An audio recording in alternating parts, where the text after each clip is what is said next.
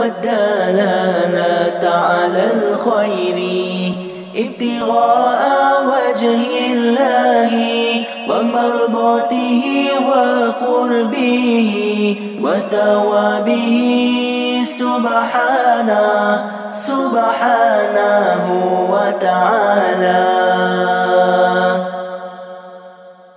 نويت التعلم والتعليم والتذكر والتذكير والنفع والانتفاع والإفادة والاستفادة والحث على التمسك بكتاب الله وسنة رسوله والدعاء إلى الهدى والدلالة على الخير ابتغاء وجه. سبحانك لا علم لنا إلا ما علمتنا إنك أنت العليم الحكيم. رب اشرح لي صدري ويسر لي أمري واحلل عقدة من لساني يفقه قولي ولا حول ولا قوة إلا بالله العلي العظيم. قال الله سبحانه وتعالى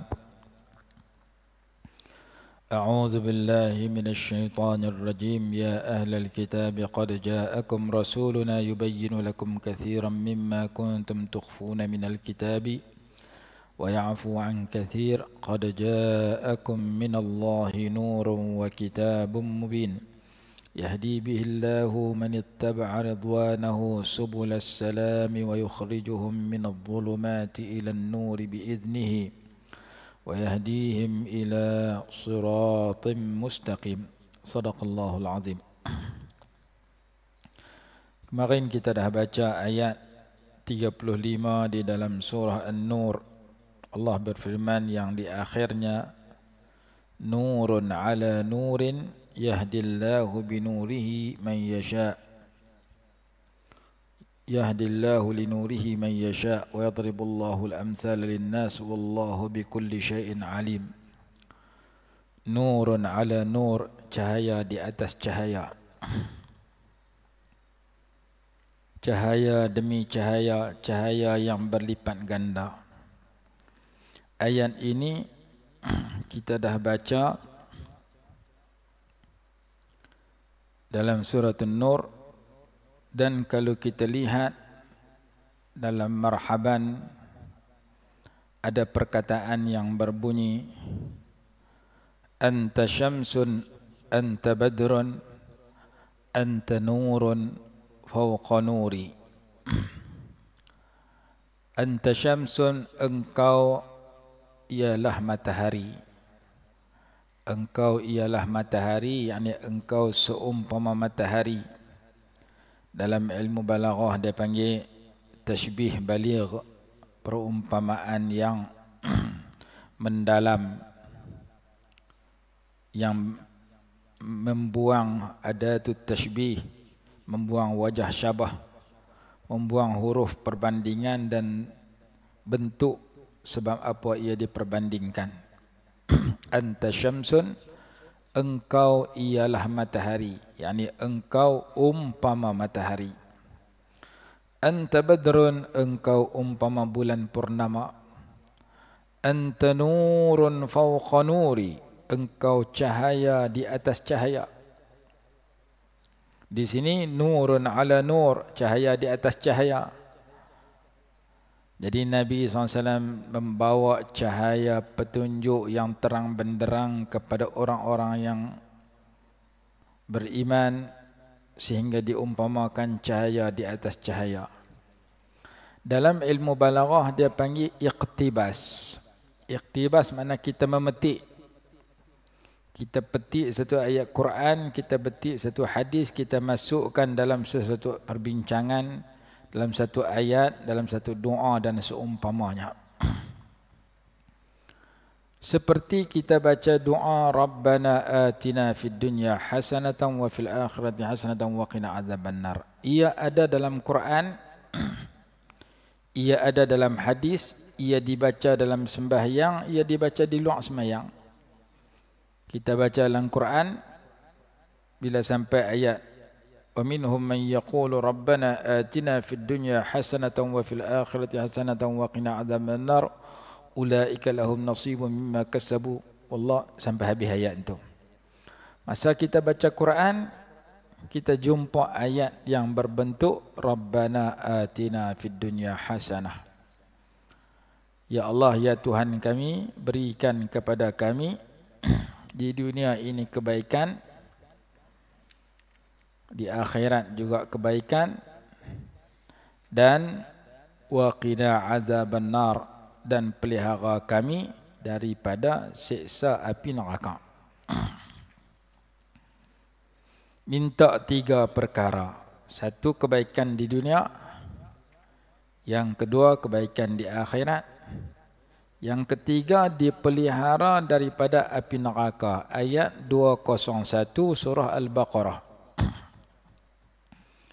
Ayat 202 Allah menyatakan ulaika lahum nasibun mimma kasabu wallahu sari'ul hisab. Bagi mereka itu habuan pahala dari apa yang mereka usahakan. Doa saja tak cukup, kena usaha sama. Wallahu sari'ul hisab, Allah sangat cepat perhitungannya. Jadi ayat ni kita baca dalam Quran, kita baca juga di luar semayang. Dalam semayang kita baca Quran, jumpa ayat ni kita baca. Luar semayang kita baca juga. Sayyiduna Anas bin Malik radhiyallahu anhu meriwayatkan, kana aktsaru du'ai Rasulillah sallallahu alaihi wasallam rabbana atina fid dunya hasanatan wa fil akhirati hasanatan wa qina adzaban nar. Adalah kebanyakan doa yang dibaca oleh Nabi SAW itu rabbana atina fid dunya hasanatan wa fil akhirati hasanatan wa qina adzaban nar. Jadi rabbana atina fid dunya hasanatan sampai habis itu dalam Quran pun baca. Kalau kita semayang sampai ayat tu kita baca ayat tu, ayat 201 dalam surah Al-Baqarah, dan dibaca lepas semayang, dibaca di luar semayang, dibaca dalam masjid, dibaca dalam surau, dibaca dalam rumah kita, dibaca di mana-mana. Jadi dipetik ayat Quran dijadikan doa kerana ayat itu berbentuk doa.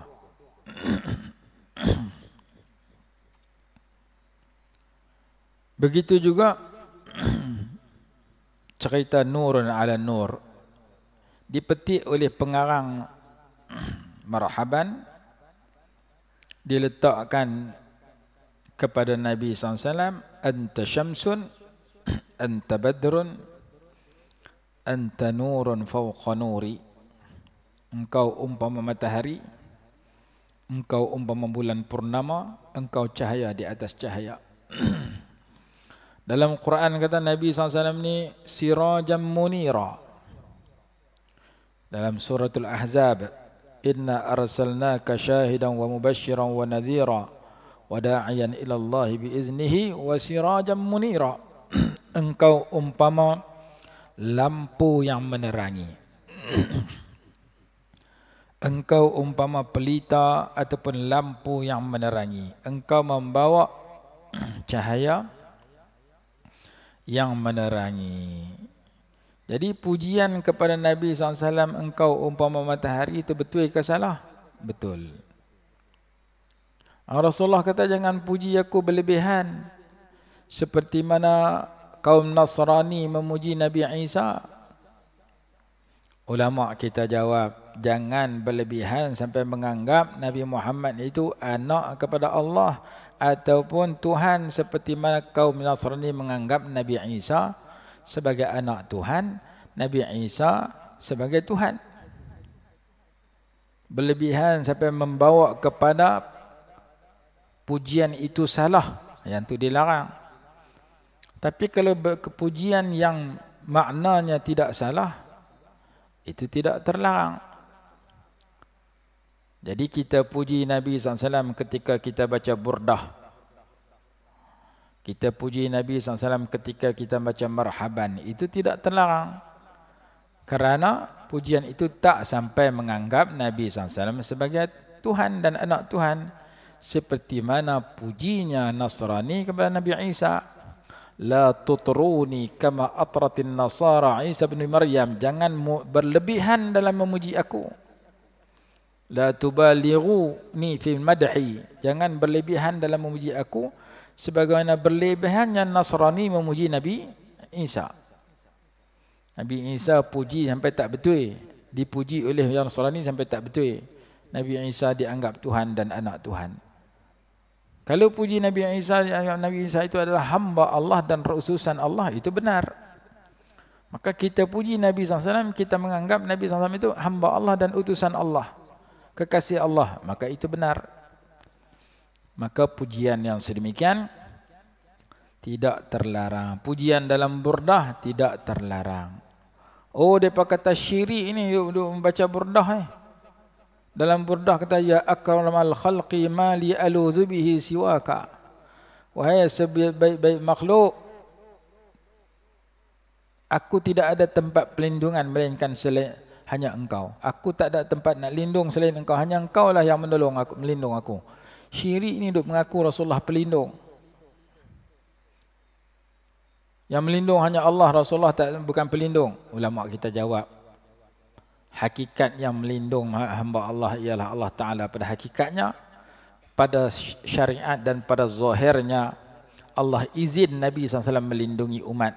Ketika hari akhirat, baginda diizin memberi syafaat.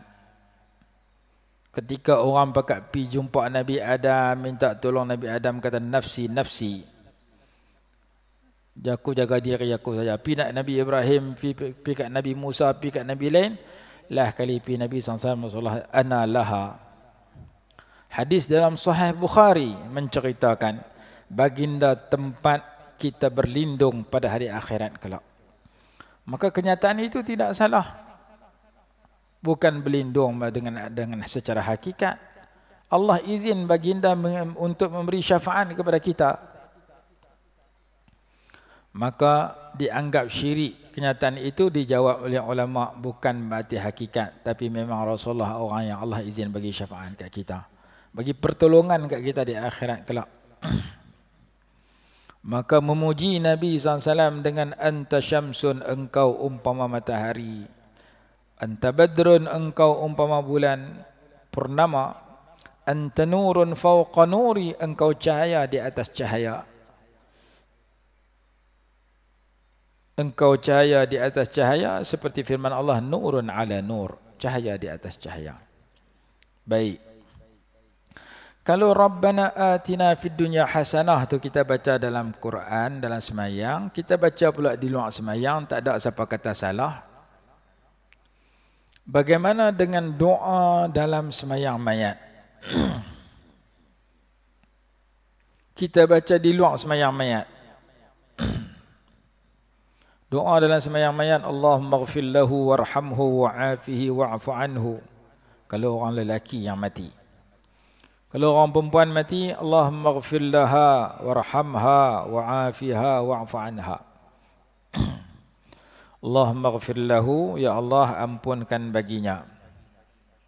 Allahumma ghfir lahu warhamhu, dan rahmatilah ia, kasihanilah ia. Allahumma ghfir lahu warhamhu wa'afihi, berikan kesejahteraan kepada dia. Wa'fu anhu, dan maafkanlah dia, berikan kemaafan kepada dia. Allahumma ghfir lahu warhamhu wa'afihi wa'fu anhu. Kalau nak sambung lagi, wa akrim nuzulahu, muliakan tempat persinggahan dia, sambut dia dengan dia berikan kemuliaan dalam kubur di akhirat kelak. Sampai habis doa tu. Kita baca dalam sembahyang mayat takbir yang ketiga. Kalau orang perempuan, Allahumma ghfir laha. Kalau khunsa, Allahumma ghfir lahu. Maka kita baca dalam sembahyang mayat. Boleh tak kita baca di luar sembahyang mayat? Kita dengar kata orang mati, masuk dalam WhatsApp kita, si fulan telah kembali ke rahmatullah. Kita pun sambut, Allahumma ghfir lahu warhamhu semoga Allah ampunkan dosa dia. Di luar sembahyang mayat. Makna dia bagus. Maka sebagaimana Rabbana atina fid dunya hasanah, kita baca dalam sembahyang, kita baca luar sembahyang, makna dia bagus, elok. Maka doa itu dibaca luar sembahyang mayat pun boleh. Kalau dalam sembahyang memberi manfaat, luar sembahyang memberi manfaat, kerana dua-dua doa. Maka bila orang beritahu si fulan dah meninggal, kita jawab inna lillahi wa inna ilaihi raji'un.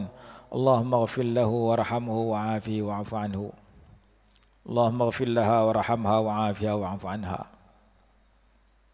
Lepas tu kita tutup dengan Al-Fatihah.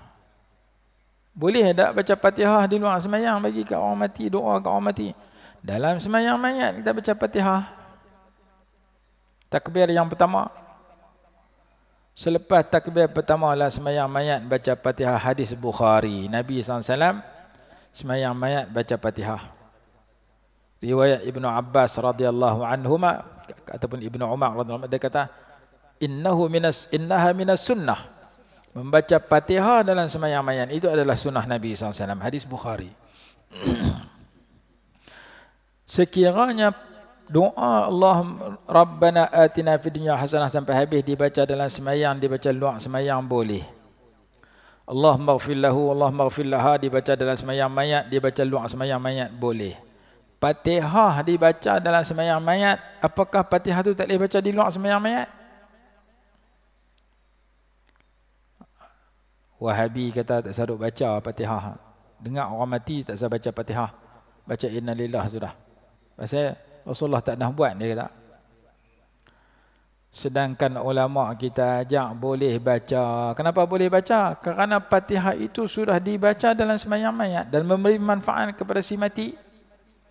Maka Fatihah dibaca di luar sembahyang mayat dengan niat semoga Allah Ta'ala memberikan keampunan, kerahmatan kepada si mati. Dengan berkat Fatihah yang dibaca, mudah-mudahan memberi manfaat kepada si mati. Mari kemarin dulu orang hantar satu klip video, dia kata tak usah baca Fatihah kalau orang mati, baca inna lillahi wa inna ilaihi raji'un sudah. Pasal baca Fatihah tu tak ada dalam hadis. Senang ya dia kata aku tu. Sedangkan orang kita duk amal kata dah. Ulama kita jawab lagi. Jadi kalau orang tanya lain kita apa cerita boleh baca Fatihah kepada orang mati di luar sembahyang, dalam kitab Al-Hafiz Abdullah Siddiq Al-Ghumari rahimahullah ada sebut sedemikian. Kalau Fatihah dalam sembahyang mayat memberi manfaat, Fatihah di luar sembahyang mayat juga mudah-mudahan memberi manfaat kerana dia sama-sama Fatihah dan sama-sama ayat Quran. Begitu juga sebagian ulama kata kalau ada orang mati lalu diambil duit yang dia tinggalkan ataupun keluarga dia keluar duit sendiri bagi kepada orang lain, minta tolong buat upah haji kepada si mati.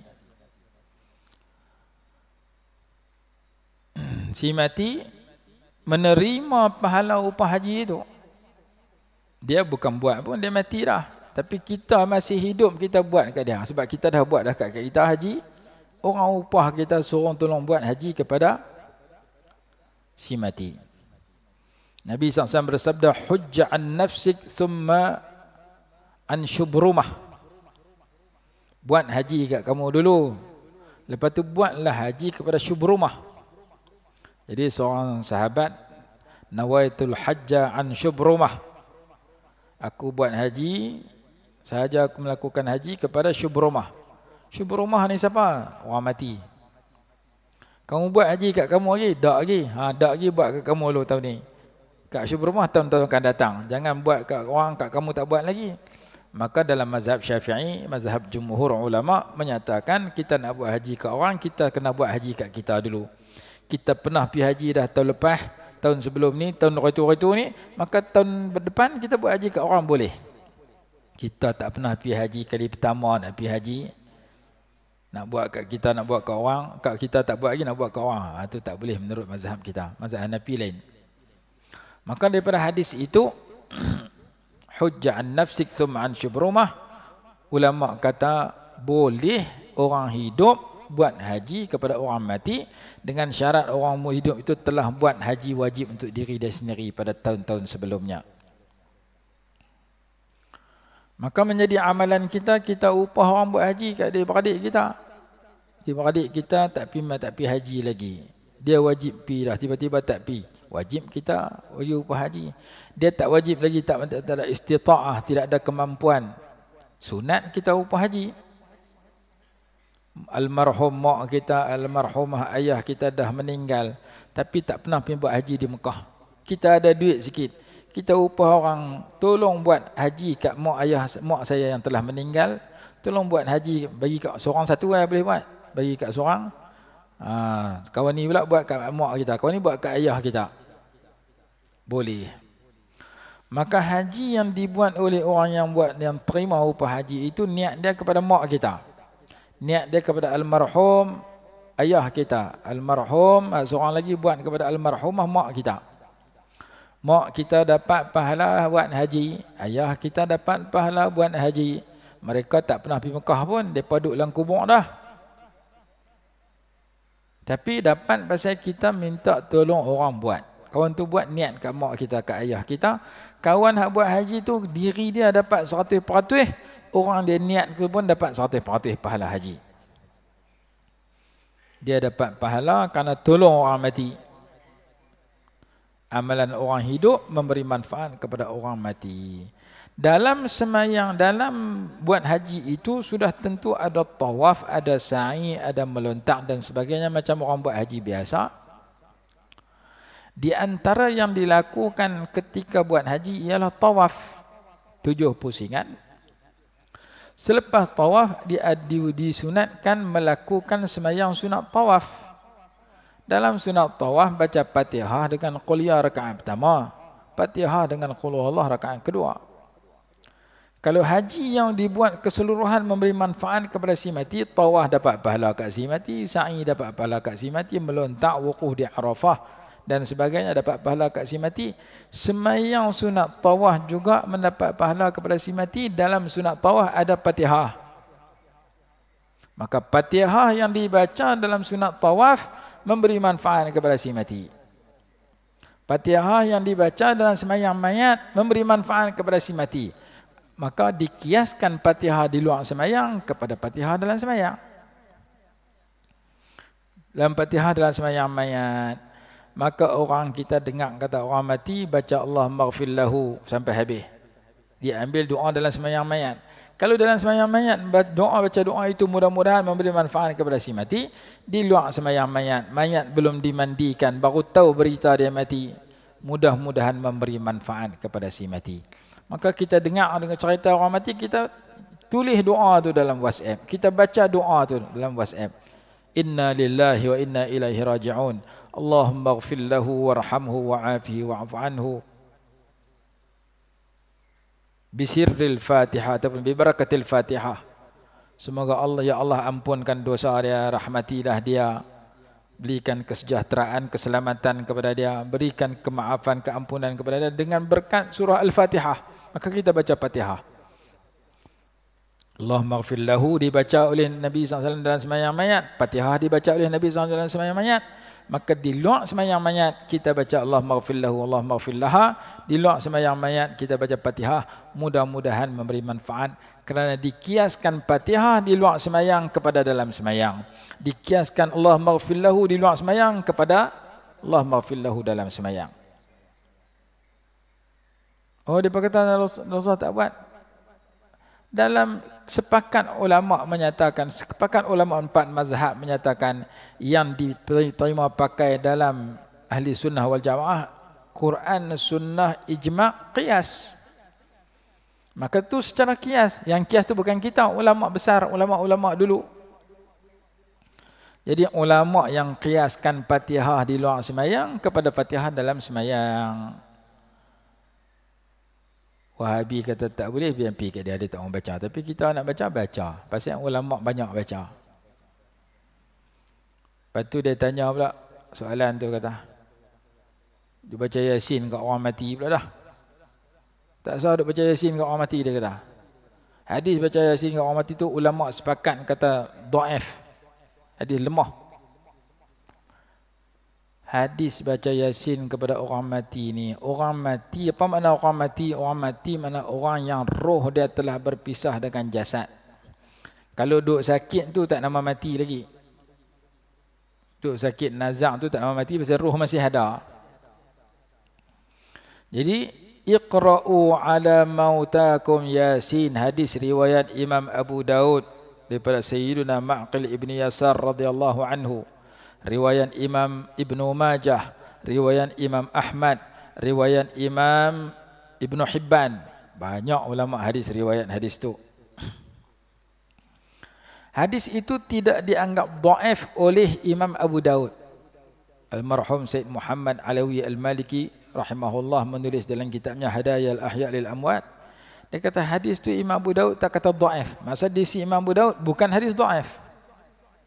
Sakata anhu Imam Abu Daud. Abu Daud diam, tak kata dhaif. Tak kata dhaif berarti di sisi Imam Abu Daud sama ada sahih ataupun hasan. Dan hadis itu sahih di sisi Imam Ibnu Hibban di dalam Sahih Ibnu Hibban. Disebutkan juga oleh Al-Imam Al-Ajluni dalam kitabnya Kashful Khafa. Jadi ulama tak sepakat hadis ini dhaif. Ada ulama kata dia bukan dhaif, dia sahih. Siapa kata? Imam Ibnu Hibban rahimahullah dalam Sahih Ibnu Hibban.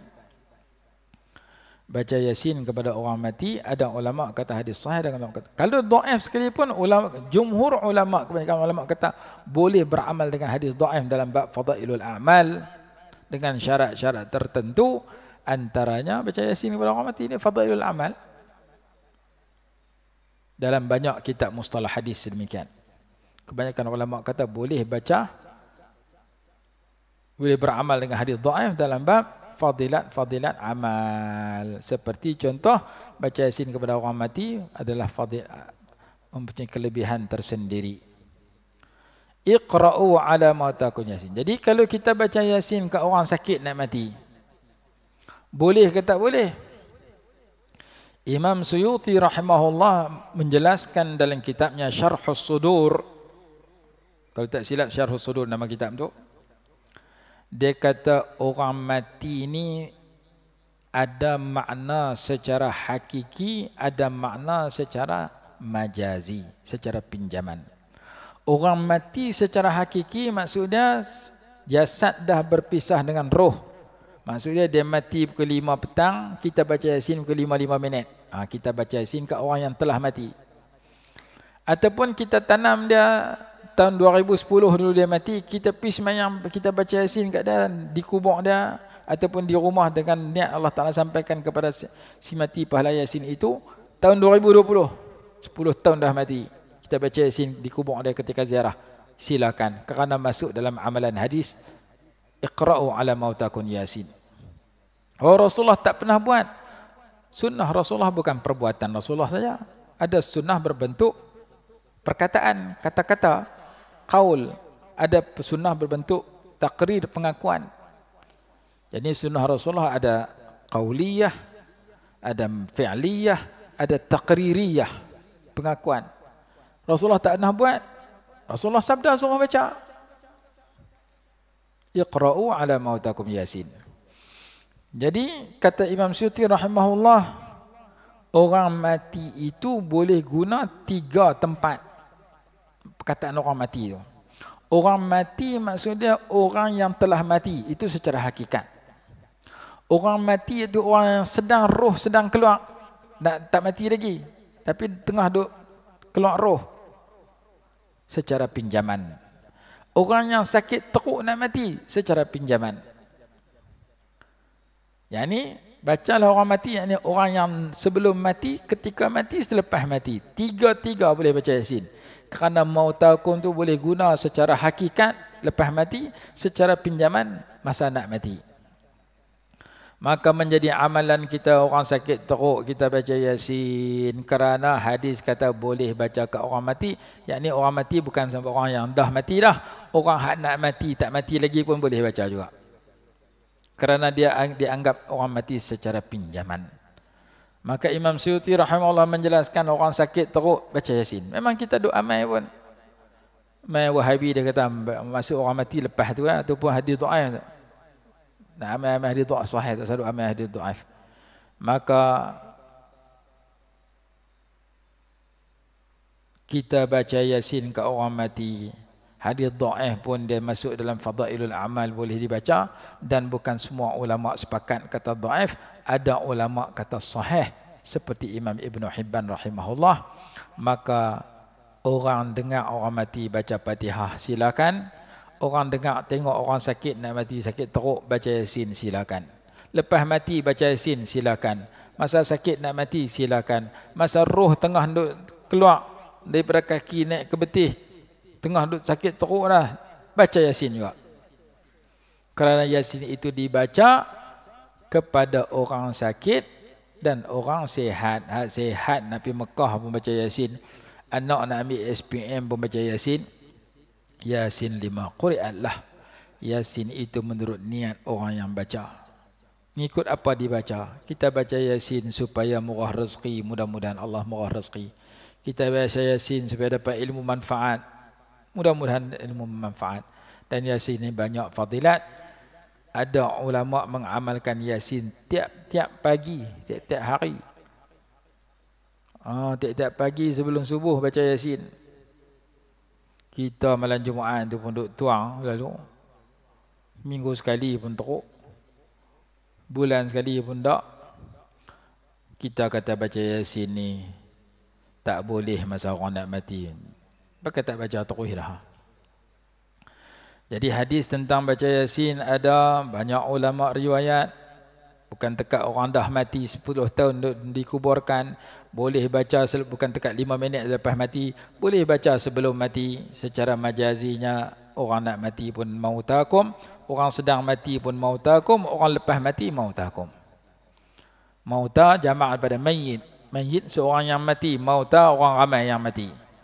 Bacalah Yasin kepada orang-orang yang mati di kalangan kamu, yakni orang yang telah mati, orang yang belum mati, belum dekat nak mati, orang yang sakit teruk tengah nazak, baca Yasin. Maka kita buat lagu tu. Mudah-mudahan kalau dia tak lega sakit pun dia mati elok, mati sempat bertaubat, mati malam Jumaat, hari Jumaat, mati dalam keadaan tengah buat baik, mati tengah semayang kah, mati tengah zikir kah, mati tengah baca Quran kah, dengan berkat Yasin yang kita baca ke orang sakit tu. Dan kita doa kepada si mati supaya mati elok. Mudah-mudahan Allah bagi kat kita semua mati elok, kerana kita minta Allah bagi kat orang lain mati elok. Kerana hadis kata doa bi dhahril ghaib mustajab. Jadi mudah-mudahan terjawab persoalan yang dikemukakan oleh salah seorang daripada pendengar kita. Dia hantar klip video. Dia kata, bolehkah baca Fatihah kepada orang mati? Bolehkah baca Yasin ke orang mati? Jawapan dia, kebanyakan ulama kata boleh. Hak kata tak boleh tu biasanya dia terpengaruh dengan aliran yang bercanggah dengan aliran yang diamalkan oleh kebanyakan ulama. Kerana saya sebut tadi, boleh baca Rabbana atina fid dunya hasanah dalam semayang, kerana kita baca Quran sampai ayat tu. Dan boleh baca di luar semayang, Rabbana atina fid dunya hasanah fil akhirati hasanah wa qina adzabannar. Boleh baca Fatihah dalam semayang, boleh baca Fatihah luar semayang. Boleh baca Fatihah dalam semayang mayat, boleh baca Fatihah untuk mayat di luar semayang mayat. Boleh baca Allah maghfir lahu dalam semayang mayat, boleh baca di luar. Nama dia iqtibas, dipetik daripada ayat Quran dan doa, dijadikan doa. Sebagaimana nurun ala nur dalam surah An-Nur, dan ke dalam marhaban anta nurun fawqa nuri, engkau cahaya di atas cahaya. Anta syamsun anta badrun anta nurun fawqa nuri, engkau umpama cahaya yang mengatasi segala cahaya yang lain. Engkau membawa cahaya petunjuk Allah yang terang benderang. Allah pemberi petunjuk pada hakikatnya. Innaka la tahdi man ahbabta walakin Allah yahdi man yasha. Sesungguhnya engkau tak dia beri petunjuk kepada orang yang kamu kasih, tetapi Allah bagi petunjuk kepada siapa yang dia kehendak. Dalam masa yang sama Allah menyatakan engkau pemberi petunjuk secara majazi, secara zahir, secara pinjaman. wa innaka latahdi ila siratim mustaqim. Sesungguhnya engkau memberi petunjuk kepada jalan yang lurus. Petunjuk hidayatul ma'nawiyat. Petunjuk kepada al-kauniyat al-maddiyah kita lihat. Petunjuk kepada alam yang kita nampak dengan mata, kita lihat matahari wamai. Petunjuk kepada ini akidah yang betul, ini akidah yang salah, ini ibadat yang betul, ini ibadat yang salah, ini akhlak yang mulia, ini akhlak yang keji, ini jalan ke syurga, ini jalan ke neraka, ini orang yang perlu kita kasih, ini orang yang perlu kita benci dan tentang. Yang perlu kita lawan dan tentang ialah iblis dan syaitan, kafir harbi dan sebagainya. Yang ini jalan yang orang yang Allah redha, yang Allah murka. Tidak lain dan tidak bukan Nabi Muhammad SAW memberikan hidayatul ma'nawiyat. Habang kat kita, ni petunjuk, ni cahaya, ni gelap, ni elok, ni tak elok. Dan orang-orang terpilih sahaja yang Allah bagi petunjuk untuk ikut jalan dia yang betul. Dan orang yang Allah bagi petunjuk untuk ikut jalan kekasihnya Nabi Muhammad SAW yang betul. Sambungan ayat Allah berfirman, yahdillahu linurihi man yasha. Allah memberi petunjuk kepada cahayanya akan sesiapa yang Allah kehendaki. Allah kehendak dapat petunjuk. Allah tak kehendak sebaliknya. Kadang-kadang cahaya tu ada tapi orang nak terima tu buta, tak nampak. Cahaya matahari terbit tapi orang hak duduk bawah matahari buta. Maka dia tak nampak matahari. Islam pun begitu. Islam ini umpama cahaya yang terang. Ada orang buta tak nampak cahaya itu. Siapa yang tak nampak dulu? Abu Lahab, Abu Jahal. Allah sebut dalam Quran, innaha la ta'mal absaru walakin ta'mal qulubul lati fis sudur. Sesungguhnya mata zahir mereka, biji mata mereka tidak buta, tetapi yang buta adalah mata hati yang ada di dada mereka. Hati mereka gelap terus, tak nampak cahaya kecantikan Islam, cahaya keindahan Islam, cahaya kebaikan Islam. Sehingga Abu Jahal digelar sebagai Abul Hakam oleh kaum dia, orang yang hakam, yang bijak. Tapi Nabi SAW gelar Abu Jahlin, bapa kejahilan. Geng kamu kata kamu pandai, tapi bagi Islam kamu bodoh, kamu jahil. Kerana kamu menentang Islam. Pasal apa dia tentang Islam? Kerana hatinya buta, tak nampak cahaya keindahan Islam.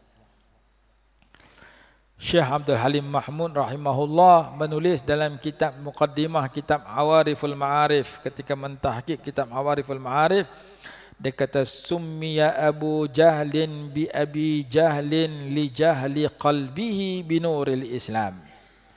Dinamakan Abu Jahal sebagai Abu Jahal, Abu Jahlin bapa kejahilan.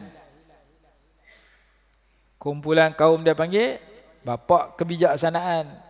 Kerana kana minal musaqqafin, dia orang berpendidikan, orang ada pelajaran, orang boleh baca, boleh tulis, tapi digelar Abu Jahlin bapa kejahilan kerana hatinya jahil tentang cahaya kecantikan dan keindahan Islam. Jadi orang yang mengaji tinggi dapat MA PhD tapi duk lawan Allah dan Rasul, bercanggah dengan jumhur ulama warasatul anbiya, mereka itu hati mereka agak kelabu kerana menentang alim ulama yang ramai. Muzaqqafin, reti baca, reti tulis, sijil ada, tapi duk berasa lebih pada ulama.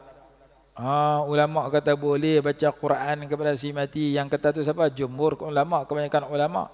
Sebagaimana yang dinyatakan oleh almarhum Dr. Wahbah Az-Zuhaili ketika mentafsirkan ayat 39 Suratul Najmi, wa allaysa lil insani illa ma sa'a.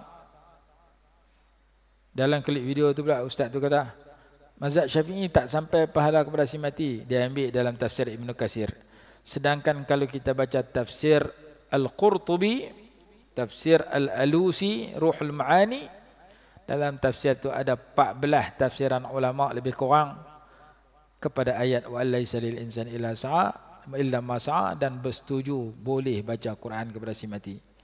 Jangan baca satu tafsir saja, terus habang kau orang. Sedangkan ada tafsir-tafsir lain yang lebih besar yang bersetuju dan berizu pendapat kebanyakan ulama daripada 4 mazhab. Baik.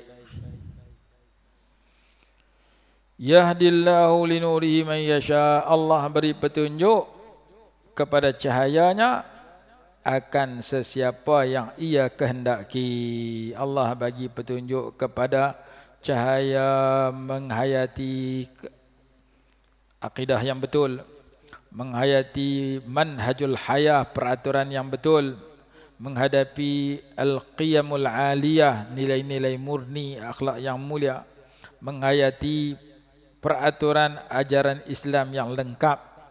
Allah Ta'ala bagi petunjuk kepada cahaya itu akan sesiapa yang Allah berkehendak. Sambungan dia panjang lagi, insya-Allah kita sambung besok. Wallahu a'lam. Bismillahirrahmanirrahim. Alhamdulillahirabbil alamin wassalatu wassalamu ala sayyidina Muhammad wa ala alihi wa sahbihi barik wa sallim. Allahumma anfa'na bima 'allamtana wa 'allimna ma yanfa'una warzuqna 'ilman yanfa'una برحمتك يا أرحم الراحمين. ربنا آتنا في الدنيا حسنة وفي الآخرة حسنة وقنا عذاب النار. وصلى الله على سيدنا محمد وعلى آله وصحبه وسلم. الحمد لله رب العالمين.